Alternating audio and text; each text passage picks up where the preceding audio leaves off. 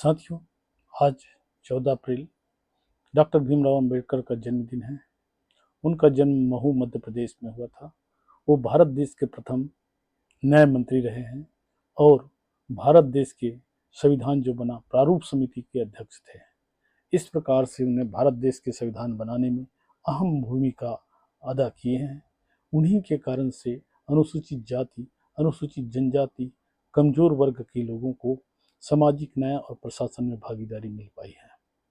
आज हमारे कई सारे लोकसभा विधानसभा क्षेत्र आरक्षित किया गया है, जो कि डॉक्टर भीमराव अंबेडकर की सामाजिक न्याय के सिद्धांत पर आधारित है। मित्रों, आज हमारे देश आज़ादी के 76 साल पार करने जा रहा है और इस समय हमारे देश में संविधान के संबंध में तरह तरह की बातें हो रही हैं और संविधान को लोग खतरा भी बताया जा रहा है और हमारे देश में लोकसभा का चुनाव भी हो रहा है। तो सारे लोगों से मेरा यही कहना है, अपील है कि डॉक्टर भीमराव अंबेडकर द्वारा बनाए गए संविधान की रक्षा करना हमारा सबका परम कर्तव्य है। यही उसके जयंती मनाने का सबसे बड़ा कहना चाहिए। अवसर में हमें उनके लिए काम करना चाहिए, उनके विचारों को अपने जीवन में उतारना चाहिए, क्योंकि जब तक संविधान में जो प्रावधान दिए गए हैं उसी कारण से लोगों को आज हर जगह बराबरी का मौका मिलता है। इसलिए जाति पाति धर्म पंथ संप्रदाय से ऊपर उठकर डॉक्टर भीमराव अंबेडकर द्वारा बनाए गए ये हमारे भारतीय संविधान की रक्षा करना सभी का परम कर्तव्य है।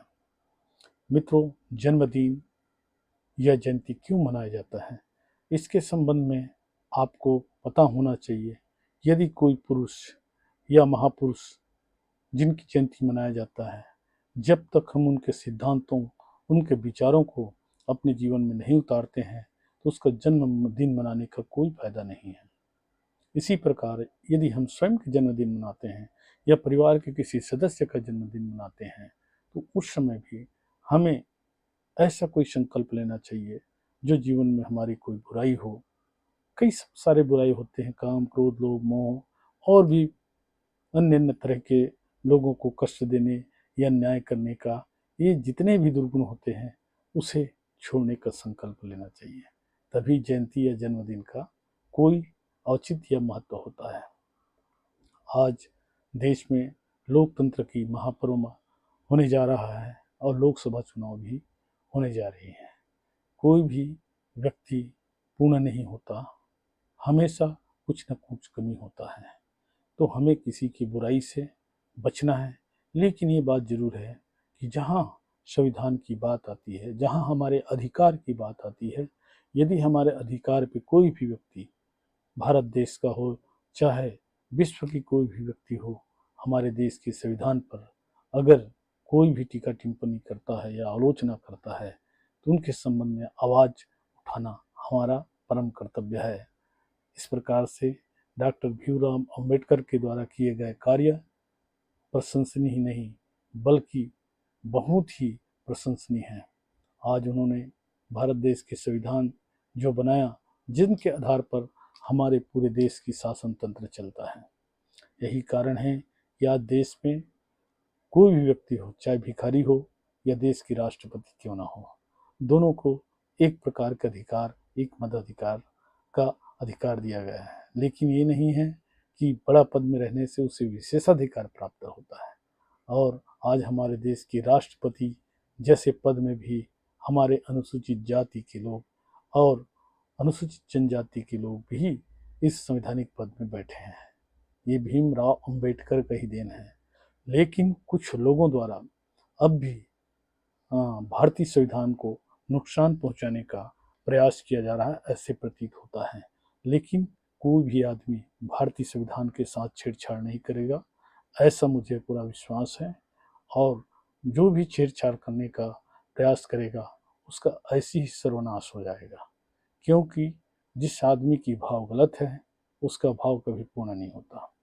आज इस महापुरुष के जन्मदिन के अवसर पर मैं उन तमाम लोगों को जो भारत देश के किसी भी वर्ग से आते हों, भारत देश की समस्त नागरिकों का कर्तव्य है कि डॉक्टर भीमराव अंबेडकर के द्वारा बनाए गए संविधान और उनके विचारों को महत्व दे, उनको याद करें। साथ ही साथ ये अनुसूचित जाति, जनजाति, अति पिछड़े वर्गों के लिए जो सामाजिक न्याय का सिद्धांत उन्होंने दिया है, इसको भी बराबर कोई भी पार्टी शासन में रहे उसे लागू करते रहना चाहिए। ऐसे हमारे देश की संविधान पूरा लिखित में संविधान है और दुनिया का सबसे बड़ा संविधान है। तो मित्रों, आज हम गौरव से कह सकते हैं कि भारत की संविधान दुनिया की सबसे श्रेष्ठ संविधान है और इसे बनाने का श्रेय जाता है डॉक्टर भीमराव अम्बेडकर जी को, जिसे मैं पुनः बार बार नमन करता हूँ। और ऐसे महापुरुष मरते नहीं, सदा अमर रहते हैं। जो भी व्यक्ति गरीबों के लिए, आम लोगों के लिए जीवन में कुछ करता है, वो निश्चित ही अमर हो जाता है। भले उस दुनिया में नहीं रहते, लेकिन उसका नाम के रूप में अमर हो जाता है। और डॉक्टर भीमराव अम्बेडकर अमर है और उनके विचार अमर है।